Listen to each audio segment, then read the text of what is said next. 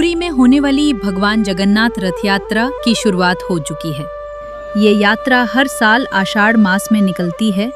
इस साल ये रथ यात्रा 27 जून से शुरू हुई और 5 जुलाई को खत्म होगी। रथ यात्रा में शामिल होने के लिए दुनिया भर से लोग यहाँ आते हैं और इन रथों को हाथों से खींचते हैं।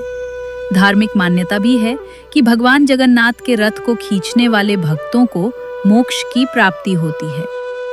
भगवान जगन्नाथ, उनके भाई बलभद्र और बहन सुभद्रा इन्हीं रथों में विराजमान होकर नगर भ्रमण के लिए निकलते हैं। हर साल 200 टन से ज्यादा वजनी 45 फीट ऊंचे रथ तैयार किए जाते हैं। इन रथों को 200 से ज्यादा लोग सिर्फ 58 दिनों में तैयार करते हैं। इस रथ में 5 तरह की खास लकड़ियों का इस्तेमाल होता है और हर साल नए रथ बनाए जाते हैं। यात्रा के दौरान जिन रथों में भगवान जगन्नाथ, बलभद्र जी और सुभद्रा जी सवार होते हैं, उनका निर्माण कार्य अक्षय तृतीया के दिन से ही शुरू हो जाता है। अब सवाल ये है कि रथ यात्रा के बाद इन रथों का क्या होता है। ये जानने से पहले जान लेते हैं कि रथों का निर्माण कैसे होता है।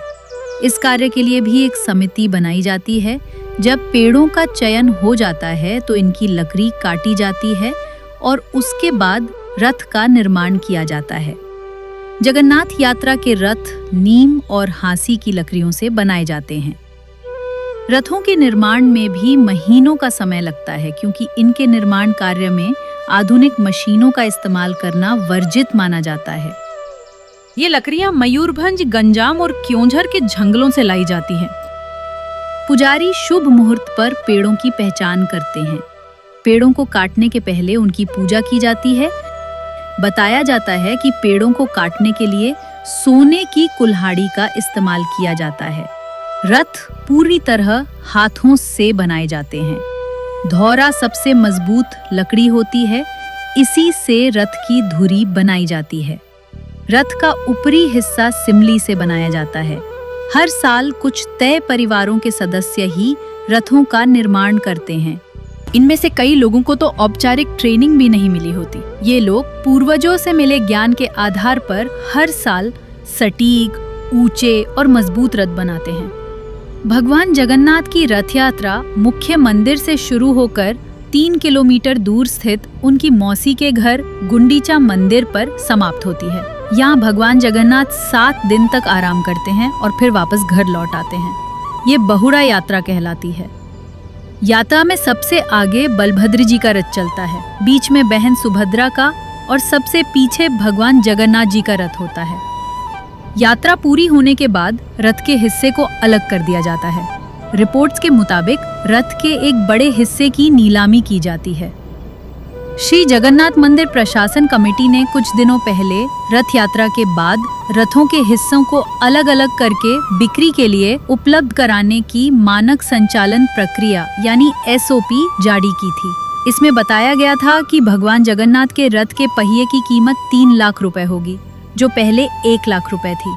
इसी तरह भगवान बलदेव के रथ ताल ध्वज के पहिए की कीमत 2 लाख रुपए होगी, जो पहले 60,000 रुपए थी। वहीं सुभद्रा के रथ दर्पदलन के पहिए की कीमत 1.5 लाख रुपए तय की गई है, जो पहले 50,000 रुपए थी। इसके अलावा रथ के अन्य घटकों भुज और अंसुरी के भागों की कीमत 15,000 रुपए और प्रभा की कीमत 25,000 रुपए होगी। मंदिर प्रशासन के डिप्टी एडमिनिस्ट्रेटर ने एक मीडिया रिपोर्ट में बताया था कि पिछले साल रथ के पुर्जों को बेचने के लिए हमें जबरदस्त प्रतिक्रिया मिली थी। मंदिर प्रशासन कमेटी को 55 लाख रुपए मिले थे। नीलामी के अलावा रथ की बची हुई लकड़ी को मंदिर की रसोई में भेज दिया जाता है। वहां इस लकड़ी का इस्तेमाल भगवान के महाप्रसाद यानी 56 भोग को बनाने के लिए किया जाता है। रथ के पवित्र हिस्सों को खरीदने के लिए भक्तों को आवेदन करना होता है, जो मंदिर की आधिकारिक वेबसाइट पर विजिट करके किया जा सकता है।